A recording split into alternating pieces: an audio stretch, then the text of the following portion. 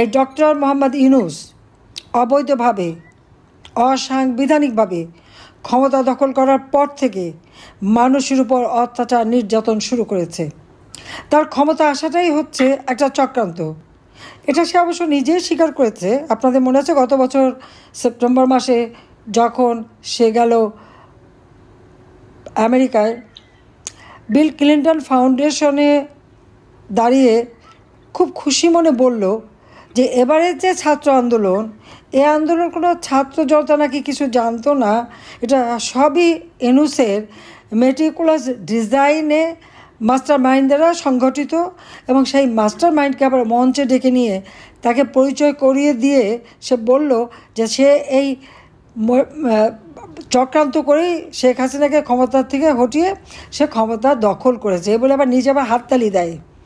কত বেহায় হতে পারে লোকটা, একবার চিন্তা করেন।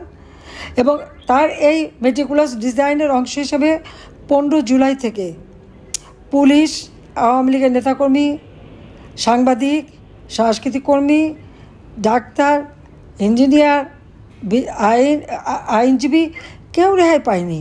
ছাত্র, শিক্ষক প্রত্যেকে লাঞ্ছিত হয়েছে, হত্যা করা হয়েছে। 460টা পুলিশ ফাঁড়ি পুড়িয়ে দেওয়া হয়েছে। পুলিশকে পুড়িয়ে মারা, লাঠিতে পিটিয়ে পিটিয়ে মারা হয়েছে, পা বেঁধে সেই ফ্লাইওভারের সাথে ঝুলিয়ে রাখা হয়েছে।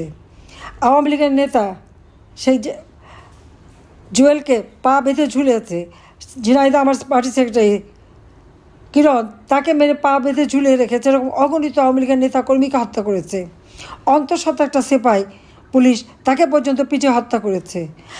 আমার মোটর কেডের যে পাইলট ছিল, যাত্রাবাড়ি থাকতো, তাকে মেরে ব্রিজের কাছে ফেলে রেখেছিল। সে কাজে আসে না কেন, খোঁজ নিয়ে দেখি সেই পুলিশ সেখানে পড়ে আছে। জায়গায় জায়গায় ঘুরে ঘুরে কোন বাড়িতে পুলিশ আশ্রয় নিয়েছে, তাদেরকে নির্মমভাবে হত্যা করেছে। র্যাবের অফিসারকে হত্যা করেছে, সেনাবাহিনীর গায়ে হাত দিয়েছে, কী না করেছে।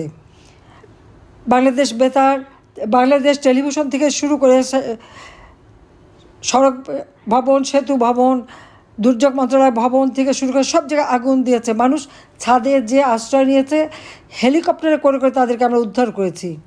বেসরকারি ইন্ডাস্ট্রিতে আগুন দিয়েছে, তারা সব ছাদে উঠে আমাকে ফোন, চিৎকার, কান্নাকাটি, হেলিকপ্টার পাঠিয়ে তাদেরকে আমার উদ্ধার করতে হয়েছে। এই যে ঘটনাগুলি 15ই জুলাই থেকে যে ঘটনাগুলি তারা ঘটায়, মেট্রো রেল থেকে শুরু করে সব জায়গায় আগুন দেওয়া, পুলিশ হত্যা করা, আওয়ামী লীগের নেতাকর্মী হত্যা করা, বাড়ি বাড়ি যে হামলা করা, প্রত্যেকটা সংসদ সদস্যের প্রতিটি বাড়িতে এবং তার সমস্ত সেই সংসদ ভবন সেখানে হামলা, এবং সংসদ সদস্যদের যে ফ্ল্যাটগুলি ছিল প্রত্যেকটা তারা লুট করেছে। কি সমন্বয়ক, তারা ছাত্র, কাজে তাদের সব অধিকার আছে, যার বাড়ি যে কোনো সময় ঢুকে লুটপাট করতে পারে, আগুন দিতে পারবে। সবথেকে বড় কথা 32 নম্বর বঙ্গবন্ধু ভবন, যেটা স্মৃতি জাদুঘর হিসেবে আমরা প্রতিষ্ঠা করেছি। আমাদের 2 বোনের তো কোনো কিছু ছিল না, তারপরে তো আমরা সেটা জনগণকে দান করেছি। কেন? এই বাড়ি থেকে জাতির পিতা বঙ্গবন্ধু শেখ মুজিবুর রহমান স্বাধীনতার ঘোষণা দিয়েছেন, আর এই বাড়িতে তাকে নির্মমভাবে হত্যা করা হয়েছে। আমার মা নিজে তিল তিল করে এই বাড়িটা গড়ে তুলেছে। এমনকি আপনারা শুনলে অবাক হবেন, এই বছর আমার বাড়ির হাউস বিল্ডিং কর্পোরেশনের লোন নিয়ে করা, সেই লোনের সব টাকা কিন্তু তখনও শোধ হয়নি, কারণ 75-এর পর তো আর সেই লোন শোধ হয়নি। 81 সালে 6 বছর পর আমি যখন ফিরে আসি, হঠাৎ একদিন পত্রিকায় দেখি বাড়িটা নিলামে উঠেছে। আমি তাড়াতাড়ি ছুটে যাই, হাউস বিল্ডিং কর্পোরেশনের সাথে কথা বলি। আমি যে সবাইকে তো মেরে ফেলেছিল এই বাড়ির মালিক যিনি, তাহলে এটা এখন আপনারা নিলামে দিলেন। তাদের বদান্যতায় আমি সত্যি মুগ্ধ, কারণ তারা বোর্ড মিটিং করে তখন ওই দলিলটা আমার হাতে তুলে দেয়। এরপর আমি এই বাড়িটা বঙ্গবন্ধু মেমোরিয়াল ট্রাস্ট করে আমি আর রেহানা ট্রাস্টকে দান করে দিই। আমাদের কিন্তু ঢাকা শহরে কোনো জমি বাড়ি কিছুই ছিল না, থাকার জায়গাও ছিল না। আমি তো যা যাবার মতো থাকতাম, ফুপুরদের বাড়ি থাকতাম, ছোটো ফুপুর বাসায় যে থাকতাম। তারপর এই বাড়িটা পর্যন্ত আজকে ভেঙে গুড়িয়ে দিল, যে বাড়িতে তখন আমার বাবার রক্তের দাগ, বুলেটের দাগ, যেটা ছিল একমাত্র আমাদের সান্ত্বনা, সেটা ভেঙে গুড়িয়ে দিল। কী অপরাধ ছিল? স্বাধীনতা ঘোষণা দিয়েছে, এটা অপরাধ? সেই ভেঙে আবার বুলডোজার দিয়ে যেদিন ভাঙলো, আগে দিল আগুন, পরে বুলডোজার দিয়ে ভাঙলো 6 ফেব্রুয়ারি।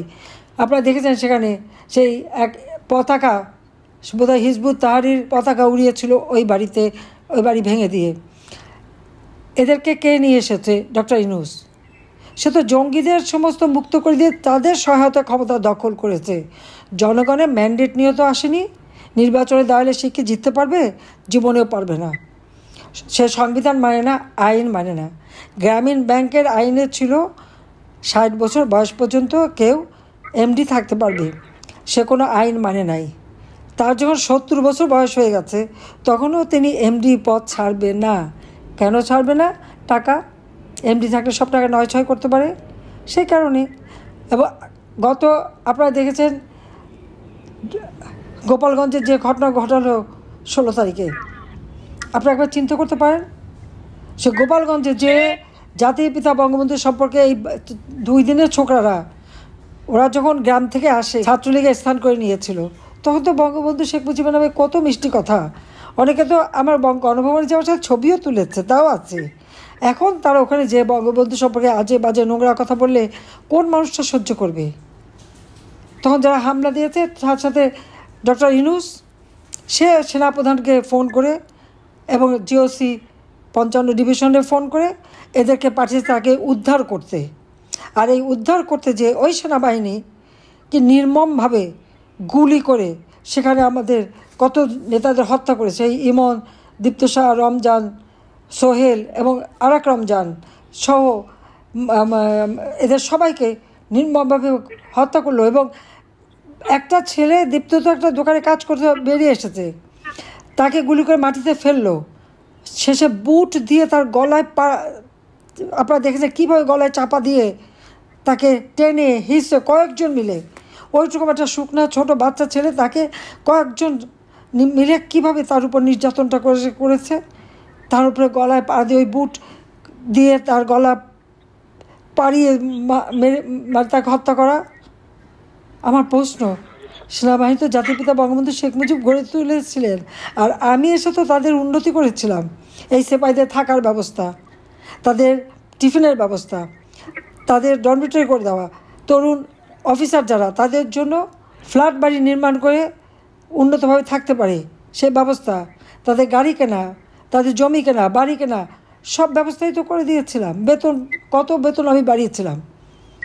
আমি 123 ভাগ বেতন সকল সরকারি কর্মচারী দিই, সবার সব বাড়িয়ে দিই, বৃদ্ধি করে দিই। আর সেইখানে গোপালগঞ্জের মতো জায়গায় যে সে এইরকম হত্যাকাণ্ড চালায়। এবং শুধু এখানে থামে নাই, কারফিউ জারি করে, 144 ধারা দেয়, প্রত্যেক বাড়িতে ঢুকে ঢুকে পুরুষ মানুষ কে আছে সবাইকে ধরে নিয়ে যায়। যত ইয়াং 16 বছর, 18 বছর, 14 বছর ছেলেপেলেদেরকে ধরে নিয়ে গেছে। 51 জনের কোনো খবর নাই।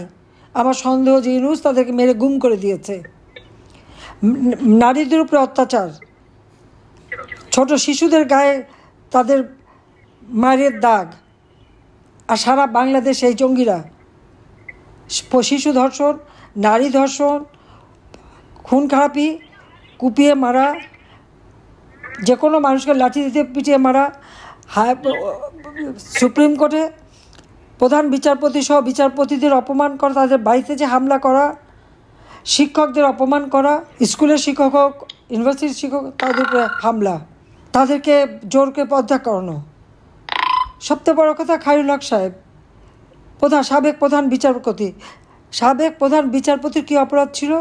তাকে কেন গ্রেপ্তার করা হলো? তিনি তো আওয়ামী লীগের কোনো মামলার রায় দেয়নি। যে মামলাটা নিয়ে তারা প্রশ্ন তুলেছে, আমি জানি না, পুরনো ঢাকায় একটা সিনেমা বিল্ডিং ছিল, সিনেমা হলের নাম ছিল moon cinema hall. Ziaur Rahman অবৈধভাবে ক্ষমতা দখল করার পর মার্শাল ল জারি করে ক্ষমতা দখল করেছে এবং মার্শাল অর্ডিন্যান্সের মাধ্যমে সে ক্ষমতা ভোগ করেছে। এবং এই অর্ডিন্যান্সের মাধ্যমেই, মার্শাল লর মাধ্যমেই, যে মূল মালিক সিনেমা হলে তাকে বাদ দিয়ে অন্য একজনকে মালিকানা দিয়ে দেয়।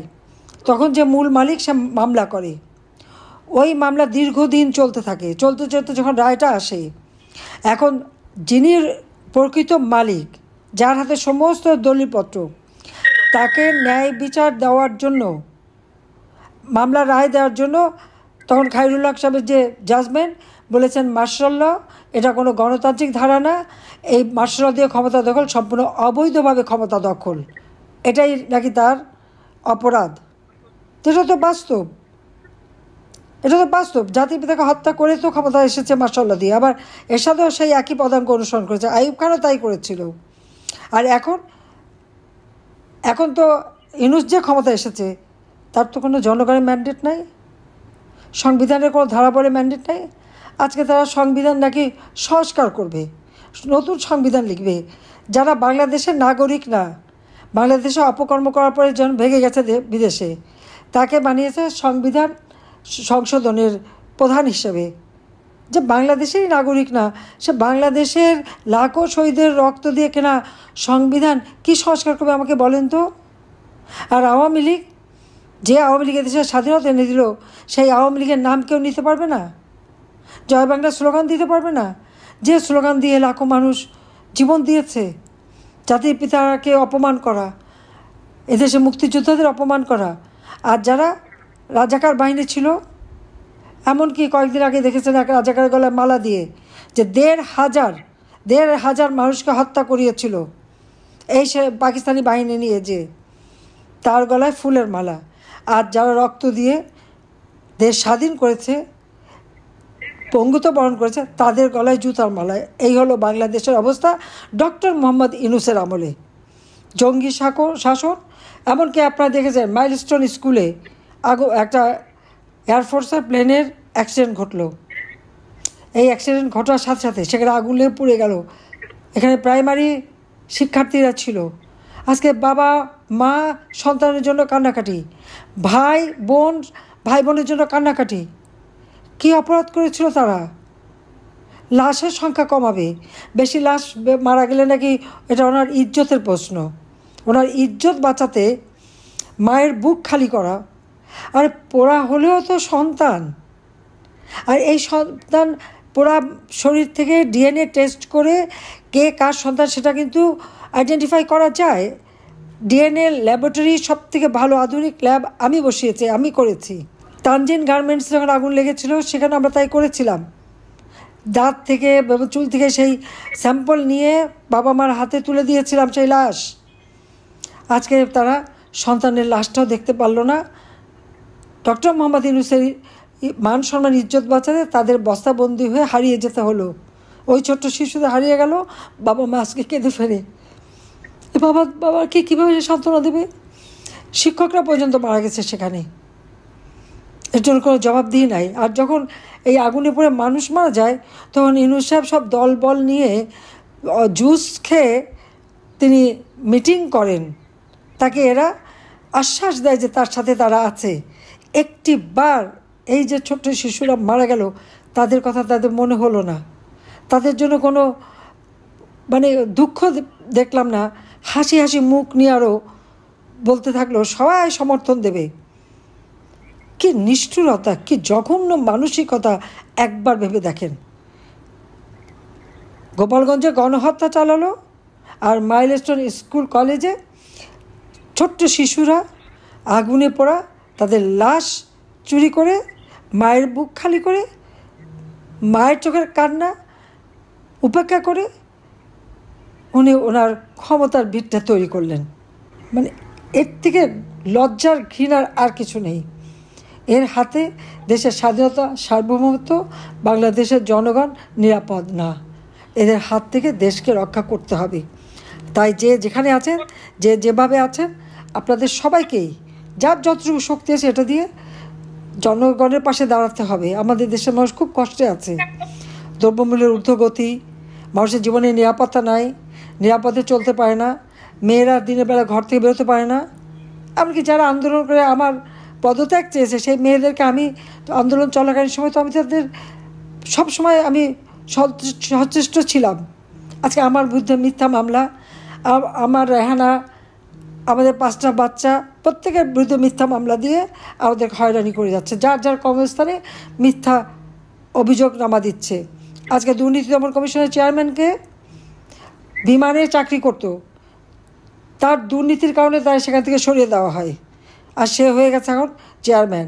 আর ইউনূসের নামে যে দুর্নীতির মামলাগুলি ছিল সব মামলা প্রত্যাহার করে নিয়েছে। তার ট্যাক্স ফাঁকির মামলা সেটাও প্রত্যাহার। লেবার কোর্টে লেবারদের অর্থ আত্মসাতের মামলা সেটা হচ্ছে সাজা সব মওকুফ। আর আমাদের বিরুদ্ধে সমানে মিথ্যা মামলা দিয়ে যাচ্ছে, প্রতিদিন একটা করে হত্যা মামলার আসামি। আমি প্রায় 450 হত্যা মামলার আসামি, আর আওয়ামী লীগের কোনো নেতাকর্মী বাদ নাই। আজ আবার শুনলাম আমাদের সমস্ত নেতাদের নাকি একটা বিশেষ জেলে নিয়ে যাবে। এ পর্যন্ত 27 জনকে জেল হত্যা করেছে, আমাদের নেতাকর্মীদের হত্যা করেছে। গতকালকেও একজনকে নির্যাতন করে হত্যা করেছে। আমি জানি না আমাদের এই নেতা, যেখানে 14 দলের নেতারাও আছে, তাদের ভাগ্যে কী আছে বলতে পারি না। আবু সাইদ, মুগ্ধ থেকে শুরু করে প্রত্যেকটা হত্যাকাণ্ড ইউনূসের মেটিকুলাস ডিজাইনেরই অংশ। তাদের হত্যা করে লাশ ফেলে লাশের উপর পা দিয়ে ক্ষমতা এসেছে ডক্টর মোহাম্মদ ইউনূস এবং তার ওই সাথী সমন্বয়করা, যে জন্য আজকে তাদের সাজোয়া বাহিনী দিয়ে পাহারা দিয়ে মিটিং করাতে হয়। আজ পর্যন্ত কোনো রাজনৈতিক নেতা বা রাজনৈতিক দল এভাবে সাজোয়া বাহিনী দিয়ে গেছে আপনারা শুনেছেন, দেখেছেন কখনো? কখনো দেখেননি। বাংলাদেশ বিচিত্র দেশ, সেটাও দেখা যাচ্ছে। যুদ্ধাপরাধী, খুনি, জঙ্গিদের দেশ হয়ে গেছে আজকে, জঙ্গিদেরই রাজত্ব। আর আমরা যারা গণতন্ত্রে বিশ্বাস করি, আমাদের স্থান নাই। যাক, সবাই ভালো থাকেন, সুস্থ থাকেন। আর এই জঙ্গি শাসক, মানবতা বিরোধী, গণহত্যাকারী ইউনূসের হাত থেকে দেশকে রক্ষা করেন, দেশের মানুষকে বাঁচান। আমরা আছি মানুষের পাশে থাকবো। আল্লাহ যখন জানটা বাঁচিয়ে রেখেছে, অবশ্যই এর বিচার একদিন আমরা করবো ইনশাল্লাহ। জয় বাংলা, জয় বঙ্গবন্ধু, বাংলাদেশ চিরজীবী হোক। খোদা হাফেজ।